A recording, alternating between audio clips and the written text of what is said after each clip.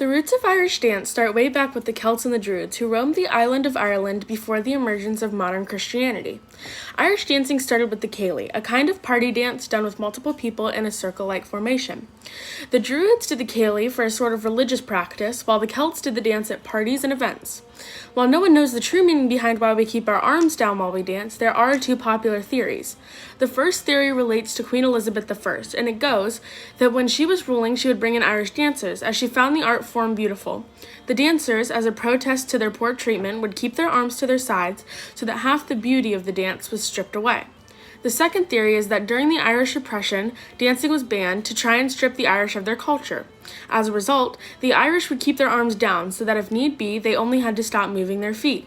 I don't think that either of these theories are correct, as I find them silly personally, but I do think that there is an unknown reason as to why Irish dancers keep their arms down. There are 6 levels to Irish dancing: beginner, advanced beginner, novice, prize winner, prelim, and open champion. Prelim is only a level in North America. All other branches of the CLRG on Comision La Rincona Gallica go directly to open champion. Dancers from beginner through prize winner do a total of 4 dances with 2 steps in each, while prelim and open champ do only 2 dances with 3 steps in each, with the exception of your set dance. The basic dances in Irish dance are the hornpipe, the treble jig, the slip jig, and the reel. The treble jig and reel are the fastest and most aggressive dances, while the hornpipe and slip jig are both slow and graceful. Boys are the only ones who do not have to complete the slip jig dance.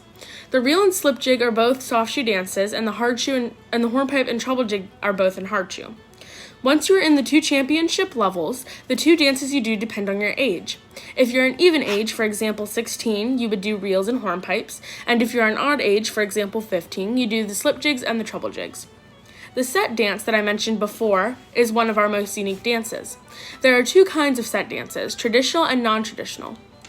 Traditional sets are known by every single dance school and performed the same way no matter where you go in the world. Non-traditional sets are the complete opposite.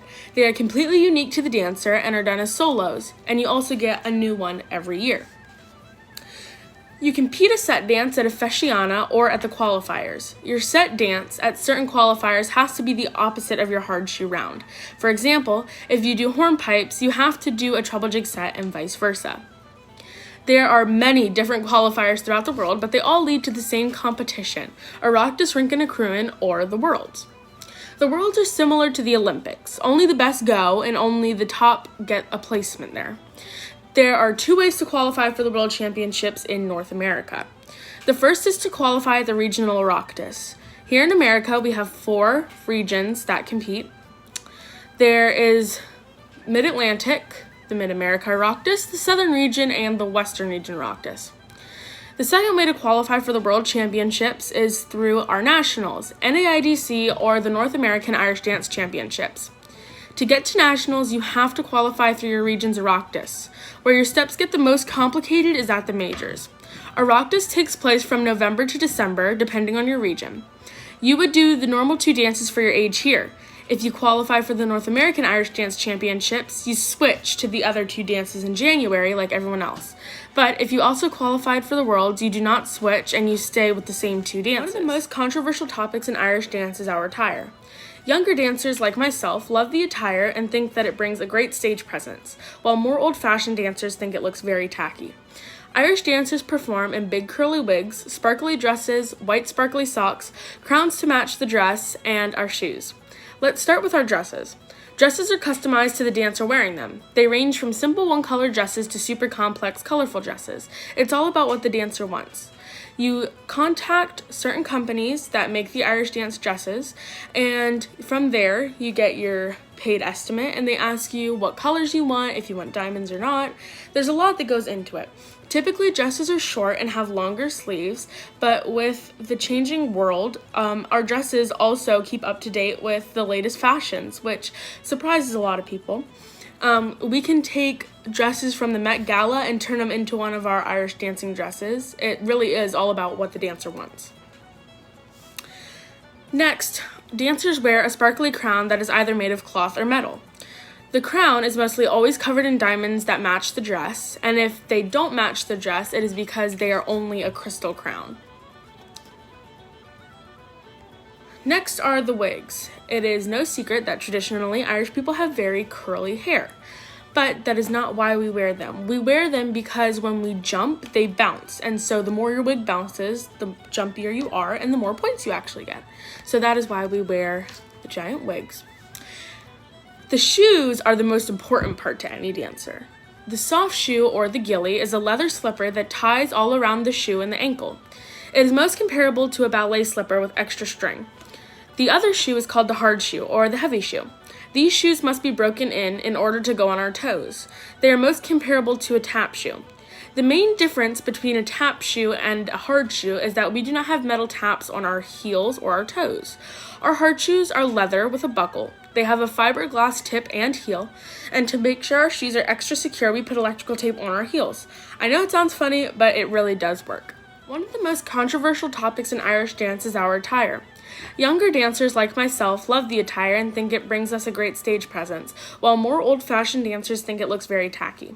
Irish dancers perform in big curly wigs, sparkly dresses, white sparkly socks, crowns to match the dress, and our shoes. Let's start with dresses.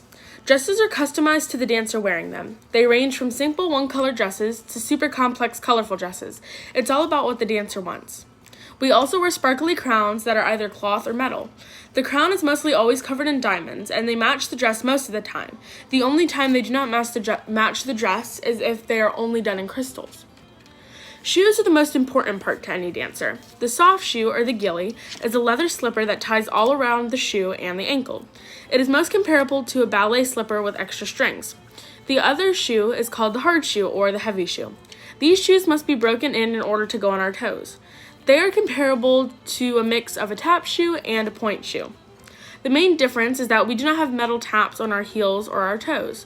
Our hard shoes are leather with buckles, and they have a fiberglass tip and heel. And to make sure our shoes are extra secure, we actually put electrical tape around our foot. It sounds funny, but it really works for all of us. Some of the skills that you need for dance do not come naturally. For example, not everyone can immediately kick their face.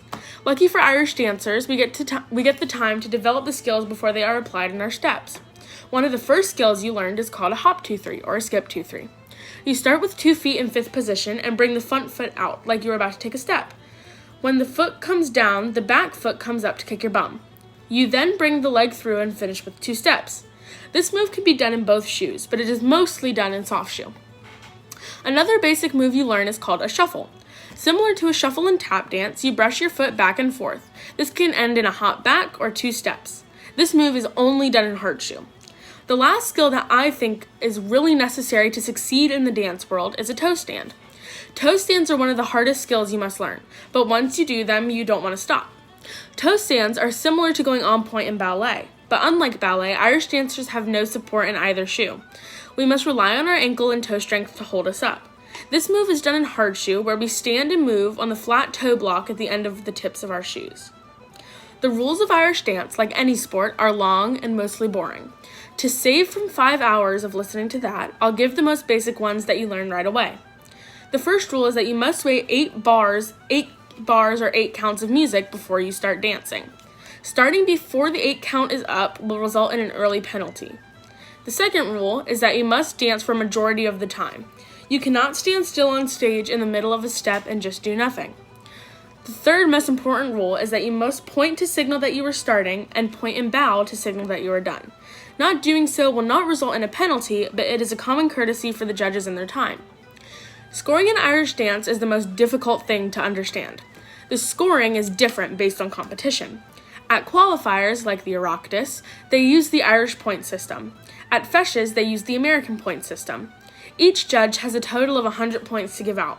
A perfect score is 300, but every little mistake takes away points. The closest to 300 wins the competition, so naturally the person who is furthest from 300 loses. That may sound simple, but where it gets complicated is how do they know to take away points. There are 3 judges, and before COVID, there are always 2 to 3 dancers on stage at a time.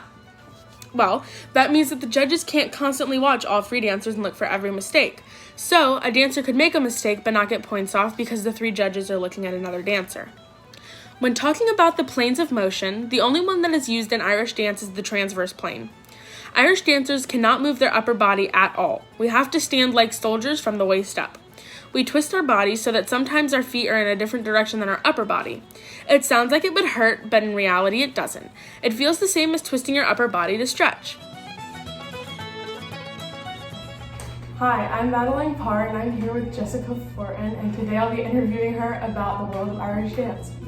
So Jessica, how old are you? I'm 16. And how long have you been dancing? I've been dancing for 14 years. Wow, that's a long time. Okay, so first question.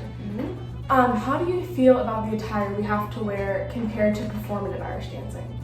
I love the sparkly dresses. I don't necessarily like the wigs because they give me headaches, but I feel like the overall look of everything is what gives the sport like its pizzazz and it separates it from other things because you don't typically see $2,000 rhinestone dresses for like soccer, so I feel like it sets it apart. So I personally like it. Thank you. How do you, what skills do you think personality-wise go into being an Irish dancer, and how do they help or contribute negatively to the sport? So personality things that I think help with Irish dancing is definitely confidence, because if you don't believe in yourself, who else is going to believe in you? And you also need to be able to portray yourself in your dance school in the most positive way possible.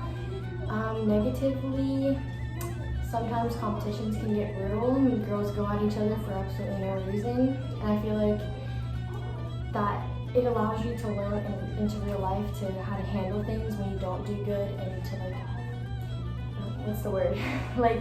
Nicely go against people. Yeah, and good sportsmanship. Yeah, good, exactly that. Yeah. Okay, so how do you feel about the fact that people think dance and other art forms like it are not considered sports because they only see the performative side? I definitely think they are wrong. They can say it's not a sport until they come in here for 4 hours a week plus home practices, work their butts off, do staminas, do the drills, do the at-home workouts, and everything that goes into just that one performance that makes them consider it to not be a sport. So I also think they need to respect dance and other forms of art that are similar, just as they would any other sport. Just because it's not broadcasted on live TV every day does not mean it's not a real sport. What other sports do you play? I play field hockey. So how do you think field hockey has helped you or negatively impacted your dance experience? Well, I definitely think it's helped me with my stamina and work ethic there.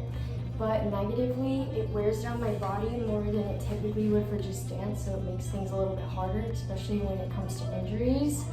But field hockey also allows you to have sportsmanship when dance is just an individual sport for the most part, and so it gives you that well-roundedness.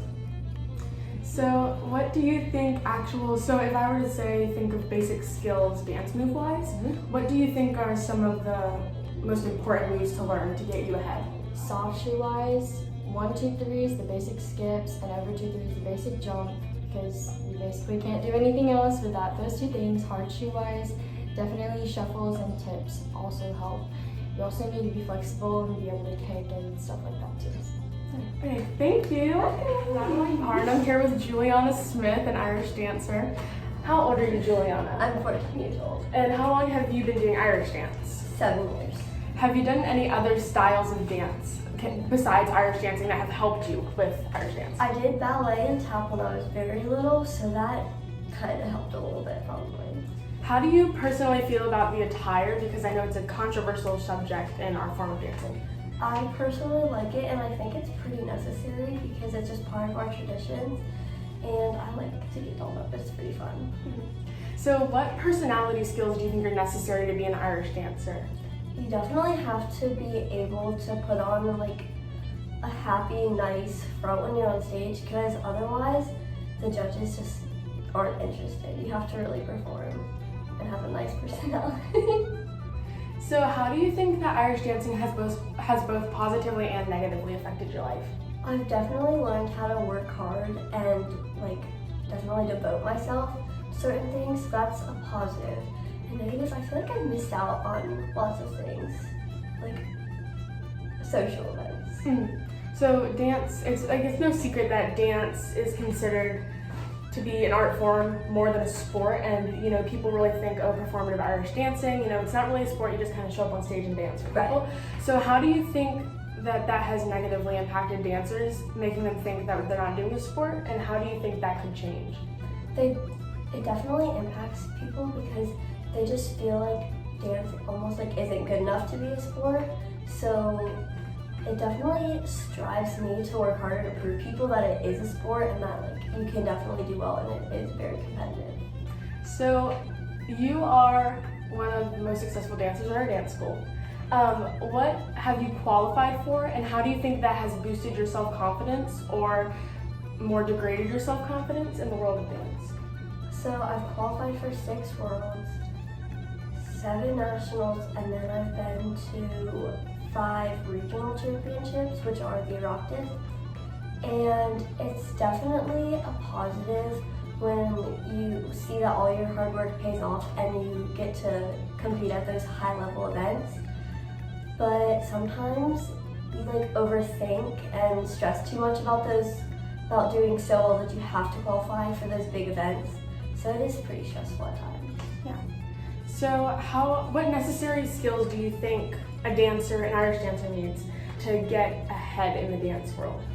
So they definitely need to have good stage presence and just need to be able to have like good technique and just show that they can stay high on their toes, they can keep their feet pointed, and they can just have stamina through the whole way and not die.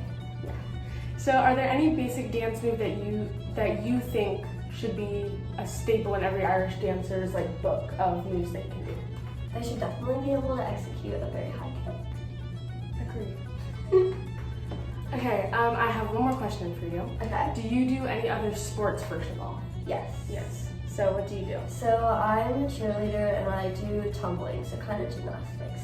And how do you think that has attributed into your Irish dancing skills positively and negatively?